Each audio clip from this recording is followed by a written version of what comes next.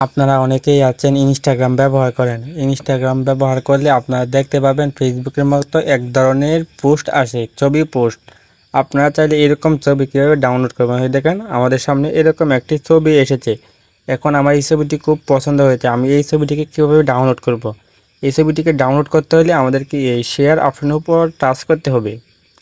Share অপশনের উপর touch করার পরে আপনাদের সামনে কপি লিঙ্ক অপশনটি চলে আসবে, আপনারা এটাকে কপি করে নেবেন।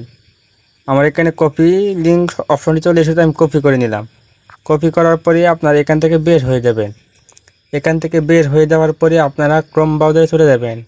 ক্রোম ব্রাউজারে চলে যাওয়ার পরে সার্চ বারে এসে লিখে দেবেন সেভ ইনস্টা। সেভ ইনস্টা লিখে দেওয়ার পরে আপনাদের সামনে এরকম একটি লিঙ্ক আসবে। এই দেখেন আপনাদের সামনে কিন্তু এরকম একটি লিঙ্ক এসেছে, আপনারা এই লিঙ্কের উপর টাচ করে দিবেন।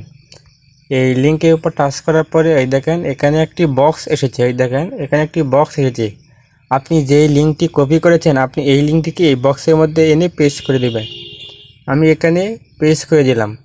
পেস্ট করে দেওয়ার পরে এখানে একটি দেখেন অপশন আছে ডাউনলোড। এই ডাউনলোড অপশনের উপর টাচ করেন।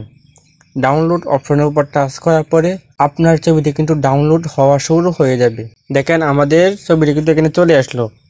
ছবিটি চলে আসার পরে আপনাকে এই যান, এখানে দেখেন একটি ডাউনলোড অপশন এসেছে। এই ডাউনলোড অপশনের উপর টাচ করলে আপনার ছবিটি কিন্তু ডাউনলোড হয়ে যাবে।